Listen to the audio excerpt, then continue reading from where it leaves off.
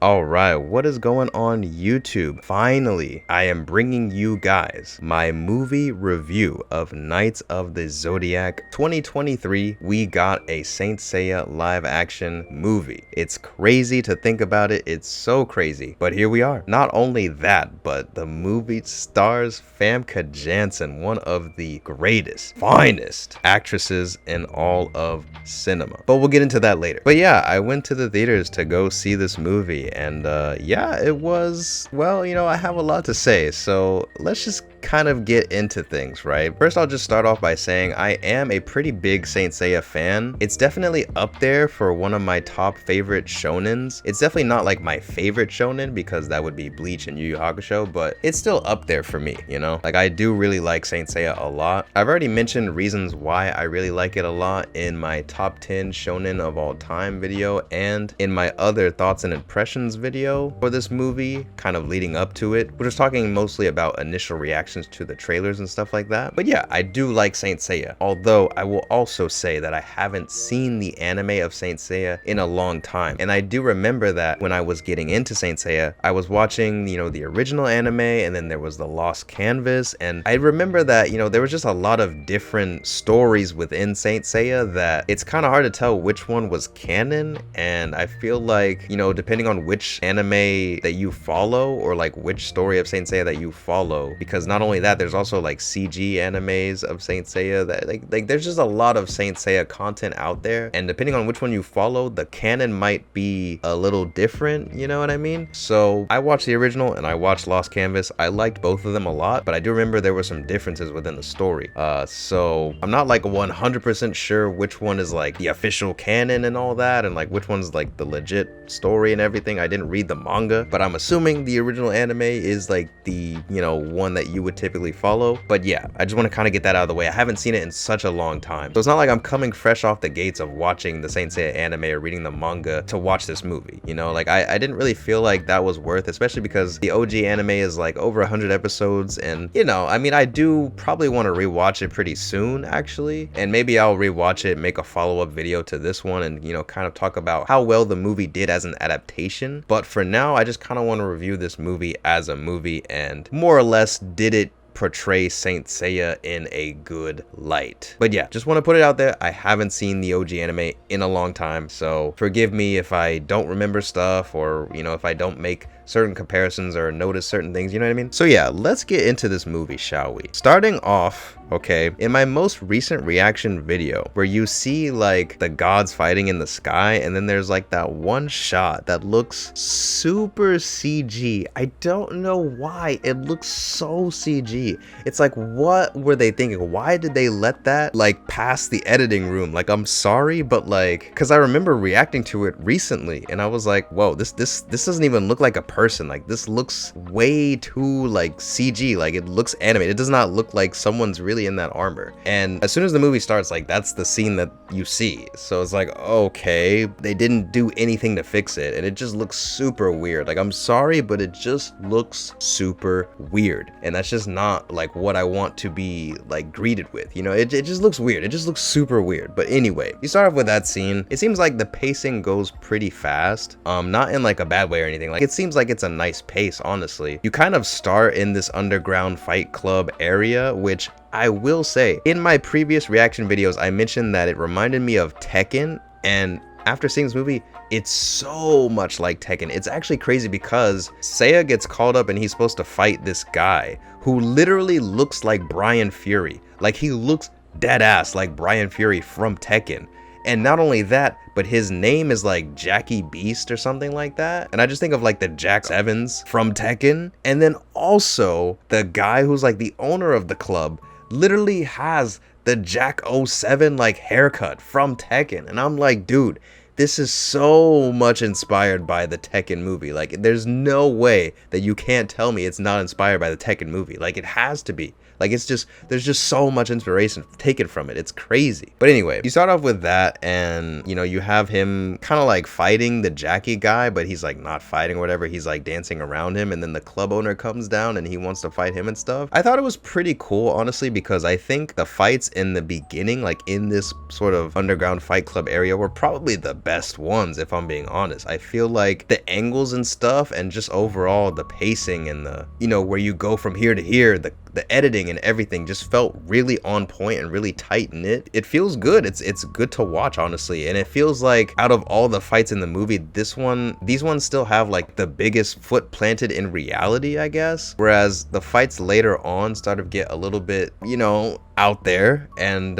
they don't always look the best flowing, if that makes sense, but get into that later. But yeah, the fights during this beginning scene were pretty good, honestly. It is kind of weird to see like Seiya, he's like dancing around and stuff. It's like he doesn't really want to fight. Whereas I feel like in the anime, if I remember correctly, like Seiya wanted to scrap with fools, bro. Like Seiya was down to scrap all the time, like if I'm not mistaken. But like I do remember Seiya wanted the scrap, bro. He wanted the hands, like, and that was kind of, you know, what I liked about him. In this movie, he definitely doesn't, I guess, or like at least he, you know, they always say he's like dancing as if he doesn't want to fight the opponent, and like I feel like that would have been, you know, interesting if they actually explored that about his character or did something with that, but they didn't. So, you know, that kind of sucks. But yeah, and then you find out that like, okay, in the fight with the guy, you know, he gets his Cosmo starts to like act up or whatever, and then immediately like the enemy comes, and then,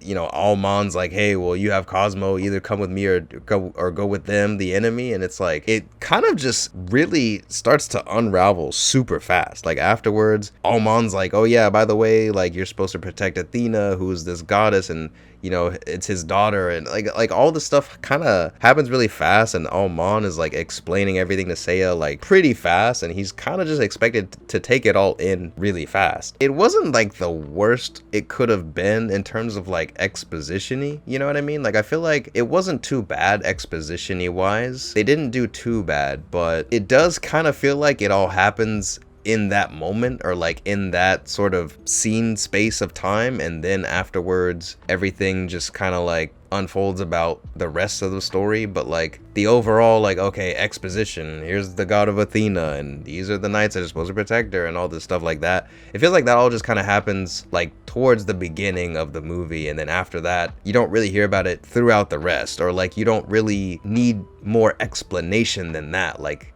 the rest of the movie story kind of focuses on what's happening in the present, which I do actually like that. And like I said, I do feel like the exposition that does happen towards the beginning isn't really that bad. So I guess, you know, for a film that is based on a franchise that, you know, you would have to have some kind of exposition of like the gods and stuff, I feel like it wasn't really bad. I mean, obviously it's not great or super entertaining to watch like any exposition ever. So I can't say it was like great to watch. Like they probably could have done it better. I mean, I feel like if a movie or any story really can make exposition done well, or told right, or make it interesting somehow, like, then you've done a great job. Honestly, you've done an amazing job. So I can't, you know, necessarily say it's like, oh, it's a deal breaker because of the exposition. Like, you know, like every movie, every story really has it at some point, right, when they're dealing with other worlds and stuff like that. So yeah, it wasn't like a deal breaker, but obviously, you know, it's exposition. It's never gonna be super exciting or interesting or fun to watch, right? But I don't think they did it that bad. Overall, Seiya's character, I feel like, is something that kind of, I don't know, man. I don't know. It just, his character, I feel like, kind of holds the movie back for me a little bit. Like, his character, he has parts where he's like talking to Sienna, and he's like, yeah, well, where I come from, like, we didn't know when we were gonna eat next and stuff like that. And he keeps calling her a rich girl as if clearly he has some kind of gripe with, you know, his upbringing and seeing her upbringing looking a lot more lavish than his. And it's like, but we don't really see where he comes from, like, at all. Like, we don't really see that. Like, all we see is flashbacks of him and his sister like fighting each other, like, and very brief glimpses of that. Like, we don't really see, you know, what happened to his mom, what happened to his dad, like where was he living, where were they living, like in the slums. Like, we don't really see any of that. You know, we don't really know any of that. So it's kind of just like weird, like, I guess, for him to kind of have these gripes, and then they didn't really explore that at all, you know. So again, I feel like Seiya's character, it just wasn't really too explored, and I feel like based on McKinney's performance, it wasn't really like all that interesting enough to like really kind of make me care too much about the character. And I guess this is kind of going into my main issue with this movie in general, is that I feel like I was saying in a lot of my thoughts and impressions videos on the movie, kind of like, you know, giving my initial reactions to the trailers and like what I think the movie was gonna turn out to be. I guess, you know, spoiler alert, a lot of those thoughts were actually right. Unfortunately, I just felt like there was a bit of a disconnect from Hollywood and Toei and the filmmakers of this movie, right? Because I feel like they don't really understand what makes Saint Seiya so cool and so good. You know, I feel like when people look at Saint Seiya and think about what they like about it, they think of what is Saint Seiya, right? It's like Greek mythology Power Rangers, right? And like, we like to see the Knights of the Zodiac unite to protect Athena. But I feel like, as I mentioned in those thoughts and impressions videos, what was really cool about Saint Seiya was seeing these characters interact with each other and have each other's backs, and just knowing all their backstories, and, you know, just kind of like seeing them develop and grow their bonds and everything like that. I feel like that was like, that is the heart of Saint Seiya. That's what makes it so good and so cool. You don't really see any of that because in this movie, it's mainly focusing on one knight, which is Seiya. So already you kind of lose what makes Saint Seiya, you know, Saint Seiya, like the heart of Saint Seiya. You're already losing that because you're focusing on one knight instead of all of them, and like sort of the alliance of all of them. And I feel like that maybe could work if Seiya's character was interesting enough for, you know, the movie to hold its own, but he's not. Unfortunately, he's not. The script for Seiya, like for McKinney, wasn't the best either. Like a lot of times it just feels so like dry. Like when he's in the plane and he's like, what's going on? Like it just, I don't know, it just feels so like dry, like so basic. It's like he doesn't really have much of a character. Like a lot of times he just feels kind of like a canvas. It's funny because I mentioned Lost Canvas, but anyway, yeah, he just kind of feels like a blank just canvas of like a character to progress the plot, really. And like, you know, he doesn't have like that bashfulness, I guess, that Seiya had in the original anime, where he, you know, he just kind of wants to scrap and stuff like that. And like obviously, you know, in the movie he has like attitude, I guess, at times, but it doesn't really feel like he's a character, you know? Like it feels like sometimes he's just there to progress the story, I guess. And like, I don't want to make it seem like I'm bashing on McKinney, because I feel like he's a good actor, but I just don't know if the script itself realizes Seiya's character too much. Like I feel like it just feels very like, okay, this character has to do this, you know, but what about the parts of the script that actually make him a character, you know, or make him his character, make it feel like we're watching Seiya as opposed to just any guy that would be going through this, you know what I mean? And I don't know, I guess he just feels very like, not even necessarily anime pro tag, he just feels very pro tag. Like he doesn't really feel all that unique, I guess, as a character. And like I said,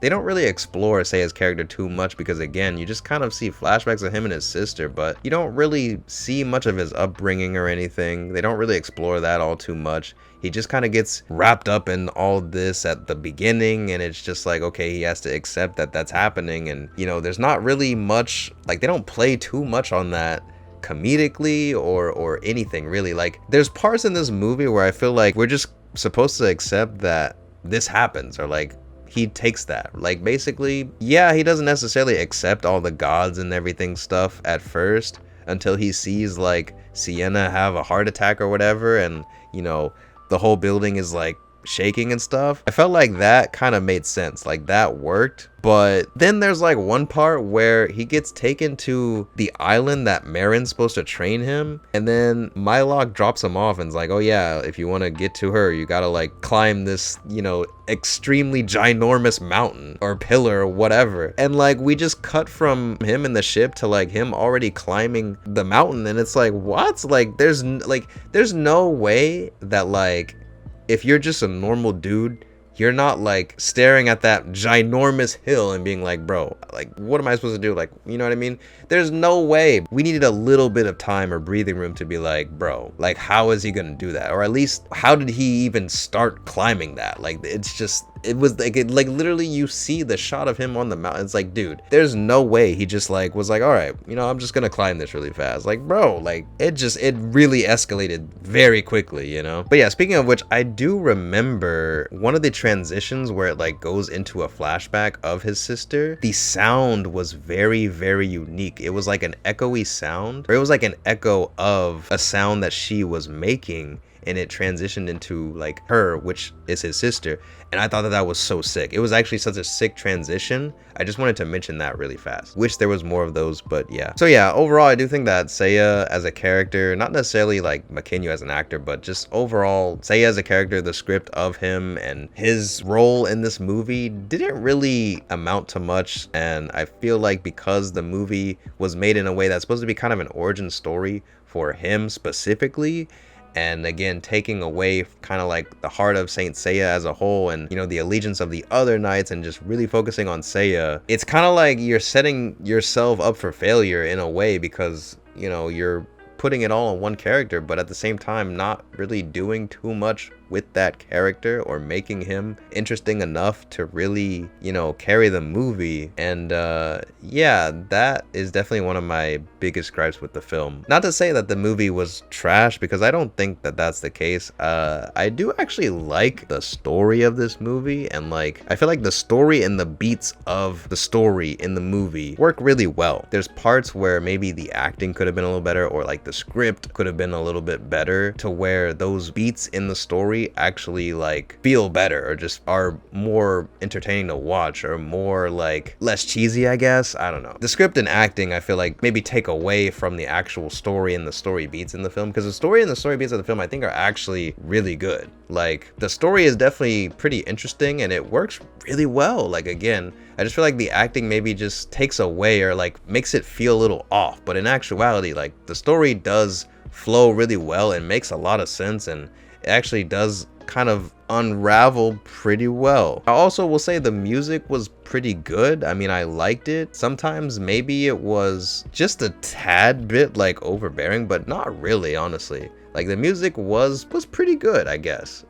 It wasn't like, you know, amazing like Danny Elfman type, you know, Tobey Maguire movie great or anything, but pretty solid. Like I was definitely like, okay, you know. Can't really say if like it fit the fights the best, but again, like for music to hear, especially like in a Saint Seiya movie soundtrack, I feel like, you know, it was pretty good. It was pretty good. Could have been a lot worse. So it was, you know, it was all right. Except for the final song, like the pink song at the end. That one was like, all right. I don't really think it fit Saint Seiya that well, to be honest. Like it wasn't the worst song in the world, but I don't know, man. I feel like they could have, you know, they could have definitely picked a better song. And that's why I think the movie could have been better, is like I feel like this movie definitely isn't a love letter to Saint Seiya fans, you know. And that's kind of the unfortunate part of it, is that, you know, that's where I was mentioning in my videos about my thoughts and impressions like before the movie came out. Is like I feel like there's a little bit of a disconnect from Hollywood, the filmmakers,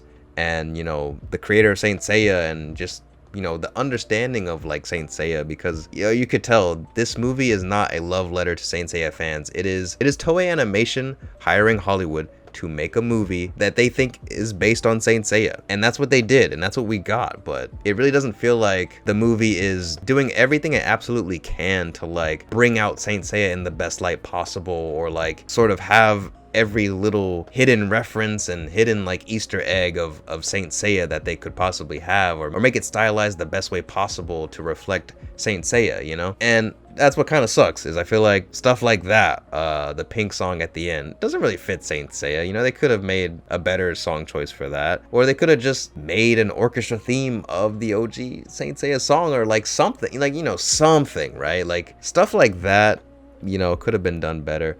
Also, one big thing that I feel like they really fumbled the bag on with this film, which I guess is maybe a little bit of a spoiler, but not really actually. It's just that there's no post-credit scene, like, at all. I waited till the very end. I was hoping for like something, bro. I was hoping to see my boy Shiryu like at the end. Oh my god. If I would have saw my boy Shiryu at the end, like the post-credit scene, bro, I would have flipped out. Oh my god, I would have gone crazy. But no, we didn't see anything. And that's the thing, is I feel like, because if you guys didn't see, you know, a few of my other videos covering this film, Toei announced that they plan on making 6 future films of this franchise. And I'm like, there's no way they're gonna make 5 more films of this franchise, because this movie's probably not gonna do enough or make enough money for them to make future films, bro.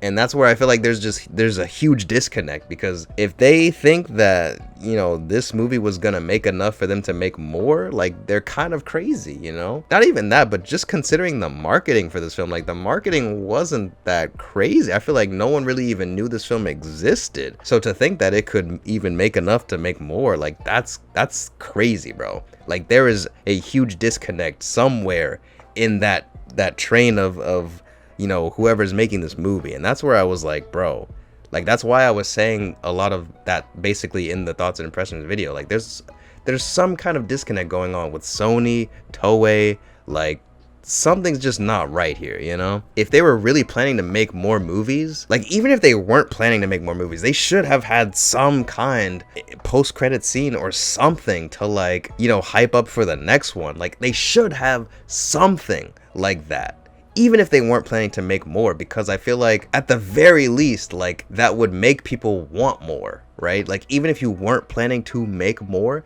that would make people at the very least want more. And if it's at the end, it's like, whatever, you know? But the fact that they are planning to make 5 more films and they didn't have a post-credit scene or any mention or any tease of any other character, any other knight in the franchise, like, bro, like, you're crazy. Like, you are so, like, that is such a stupid move, dude. I'm sorry, but that is such a huge bag fumbled. Like, bro, like, as a Saint Seiya fan, to me, that is like the dumbest thing you could have done, is just not have any post-credit scene or anything mention of any other knights. Like, you're dumb, dude. You're just dumb. That was a stupid decision. Other than that, I guess I will start diving into spoiler territory now. So, spoiler warning, I guess, for anyone that does really want to watch the movie. Basically, in the movie, he is trying to, like, find his sister or whatever, and that's kind of like, I guess, the heart of Seiya's character. His main goal is, like, he wants to find his sister that was, like, taken away from him at an early age. Again, there's really not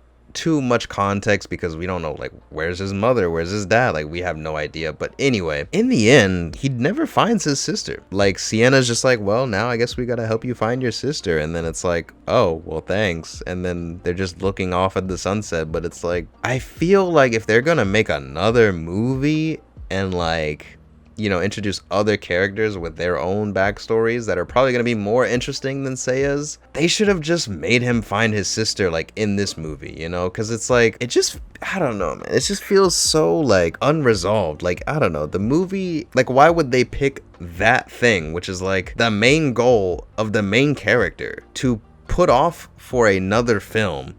I don't know. That just, to me, doesn't make any sense. Like, why would they do that? It doesn't make any sense. Like, I don't know. I feel like they should have definitely had that issue resolved, or had some kind of finality to that, because it was the main goal of the main character. Like, really the only thing that was kind of interesting about the main character, and they just left it open-ended. Like, I don't know. It was a little weird, to be honest. Also, another thing that happened that left me very, like, questioning it was, so in the film, basically, Almon Kido, right? He, I guess, is, like, injured, and he is about to set off a bomb, but then, like, one of the henchmen destroys the bomb, so he can't do anything. And then he's just, like, kind of, you know, on the floor, staggering or whatever. And then basically, he has another bomb that he hid in one of his statues, right? And then, like, before Garad can get what she wants, he, like, goes to her. He's like, I'm taking you down with me. And then he, like, throws He throws this like massive bomb that explodes the entire mansion, like just ginormous explosion in the mansion, and it just explode, like literally everything gets destroyed. The entire mansion gets destroyed. But like, I'm not even joking, like I'm not kidding you. He literally throws the bomb like 3 feet away from him to like try and catch Garad, and she like gets on a ship and flies away. It doesn't get hit.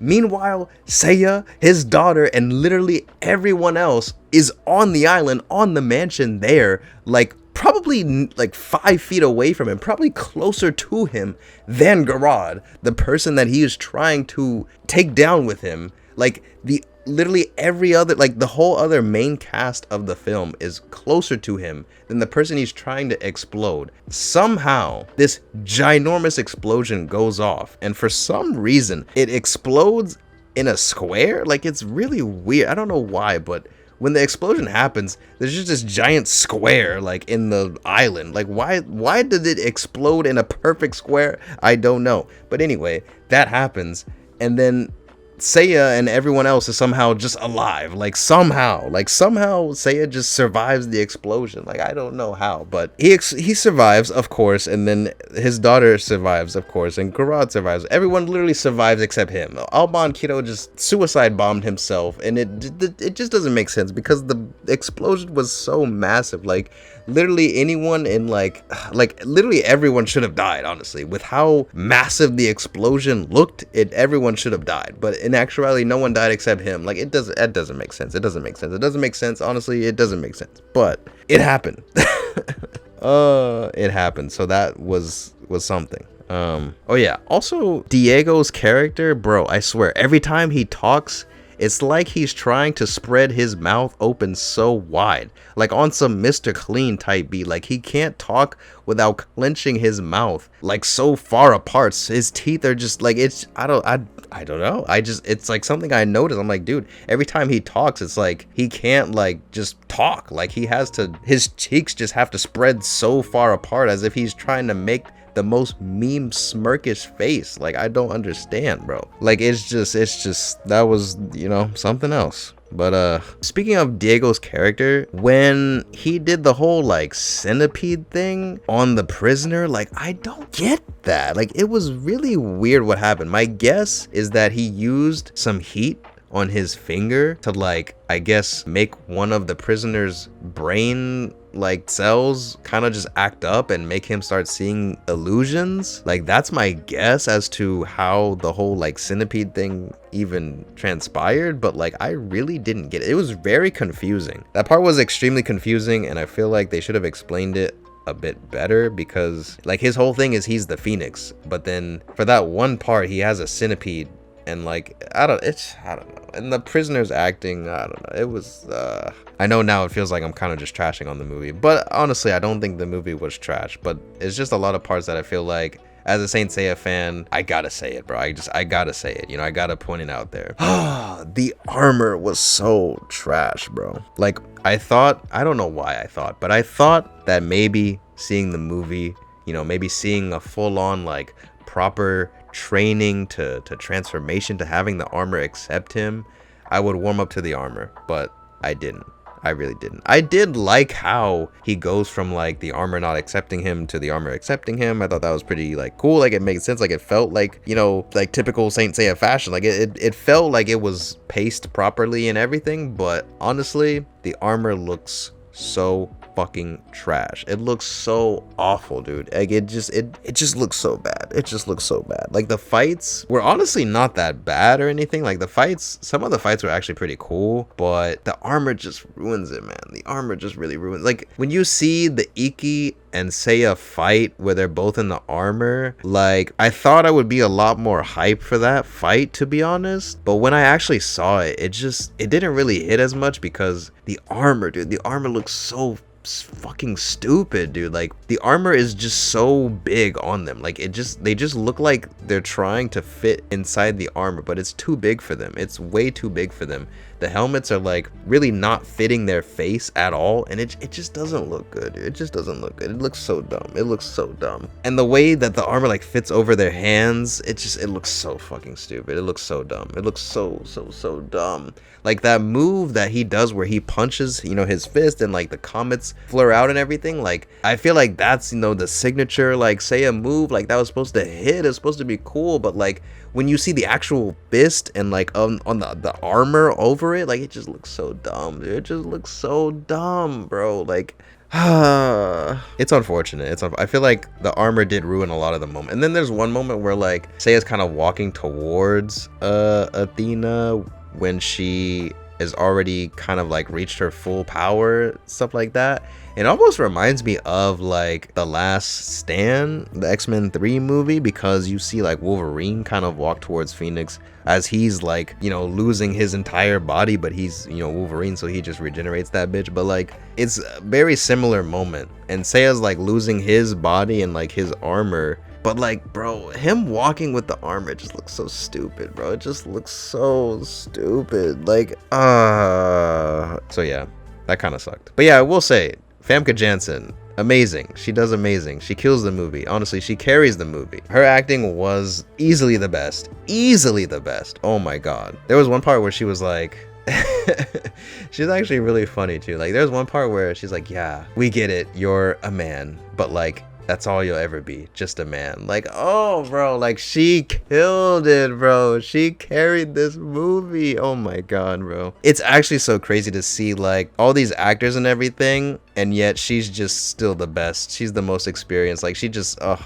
literally a veteran, bro. All the other actors are just trying to play catch up, bro. She's just killing it. It's so cool. It's so cool. I'm so glad she was in it. I feel like if she wasn't in this movie, I honestly don't even know if I would have went to see it. I'm gonna be honest. But yeah, she did a really good job. I think she really, like, honestly, she really killed this. I feel like in the anime live action adaptations, like this one and Battle Angel Alita, all the like mother figures do really well, like at showcasing, you know, their portrayal of like, you know, motherhood and stuff. I feel like she did so well, and then the mother in the Alita movie did really well and had that really great moment. But anyway, not talking about that movie, mostly focusing on this movie.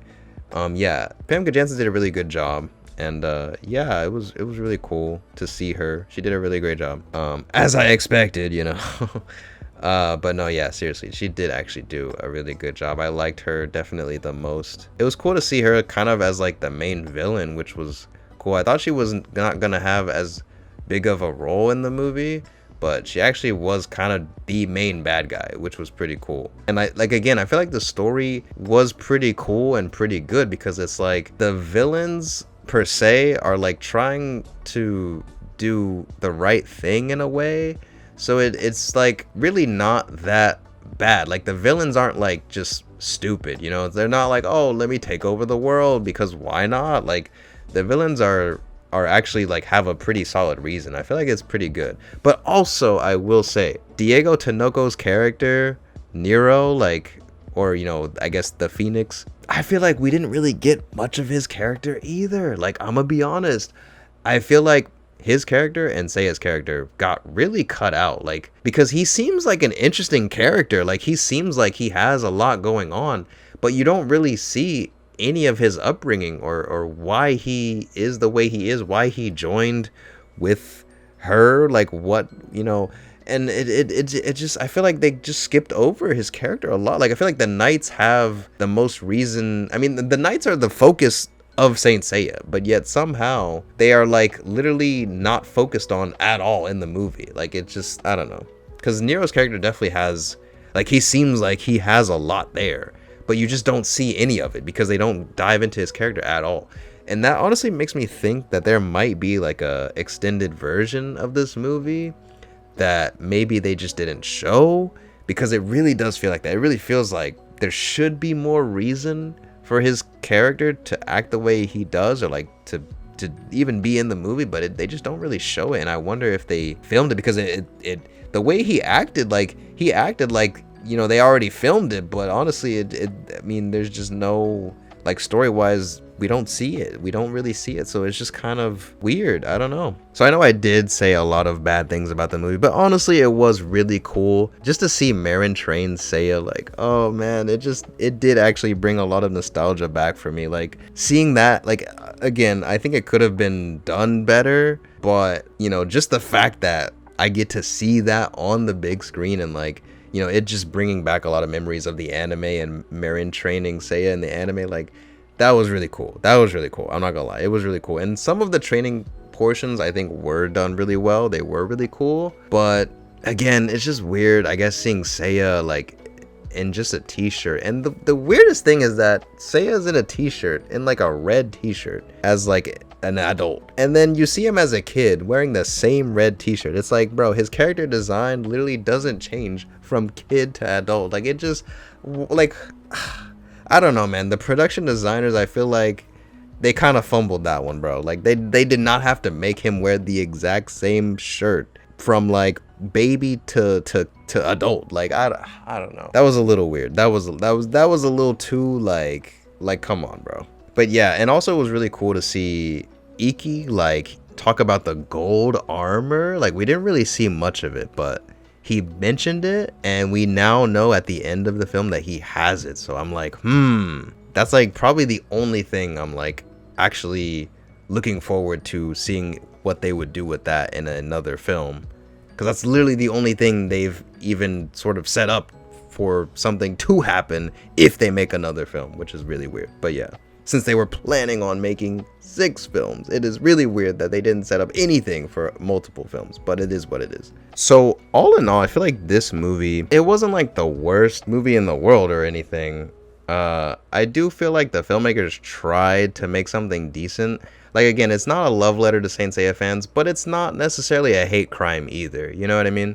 And I will say, in terms of anime live action, what this film does, if anything, to sort of push the boundaries of like how anime can be translated in live action, I mean, it doesn't really push any boundaries, to be honest. But if there was any sort of form of area that it would definitely have to be like the fights, and some of the choreography for the fights do take on a bit of a different route than what we would normally see in a live action movie, because they do, like, you know, like some of the fights feel like legit like just fighting game combos. Like, you see someone like basically punch someone on the ground, and then from that punch they like bounce up off the ground, and then the person that punched them would like continue the combo and like knee them and, you know, start flying like they definitely tried to make, you know, more anime-esque fights happen in live action, but I feel like, I don't know if it was handled the best, to be honest. Like, I feel like the choreography seemed cool, but a lot of the movement actually looked a little jarring, and it could have looked a lot smoother to actually really give that like full-on anime feel like to the fight. But instead of just kind of like,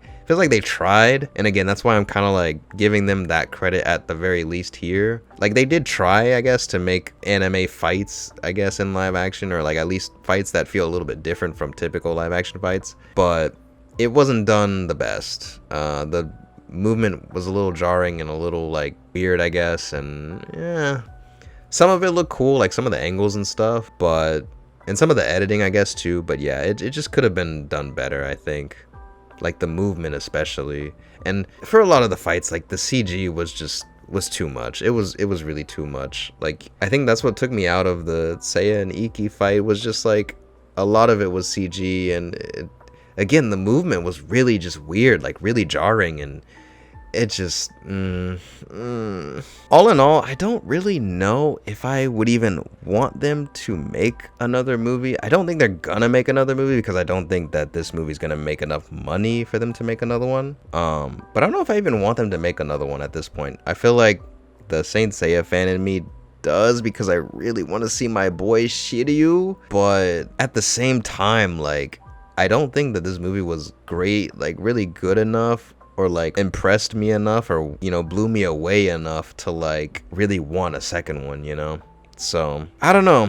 I guess it depends on what they decide to do, what Toei and Sony end up doing with this movie, if they do make it into a franchise, because I mean, that's what their plan was, but like I said before, I really don't see it happening. And especially with the marketing of this movie, I feel like there's no way that it's gonna realistically do enough for them to make another one. But honestly, who knows? I mean, the budget did seem pretty low for the movie, so maybe they didn't really spend that much on it, to be honest. But even then, I mean, I really don't know if it's gonna make back what they did spend on it. So I don't know. I haven't really looked into like how much it made and what the budget was, or any of the logistics or anything like that, just because, you know, I've been trying to like avoid spoilers, avoid what everyone's saying about it, and just kind of keep an open mind and just really keep my own thoughts and formulate my own opinions before I look into other people's opinions. So yeah, I haven't like looked into anything of like what anyone's saying about it or what the movie has done or anything until I recorded this.